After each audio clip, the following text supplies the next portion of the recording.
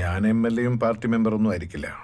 പക്ഷെ പീതാംബര, കഴിഞ്ഞ ഇലക്ഷൻ സമയത്ത് തൻ്റെ പ്രചാരണത്തിനായി PKR പറഞ്ഞിട്ട് 10 കോടി ഇറക്കിയത് പ്രിയദർശിനി ഇൻഫ്രാ റിയാലിറ്റി എന്ന കമ്പനിയാണ്.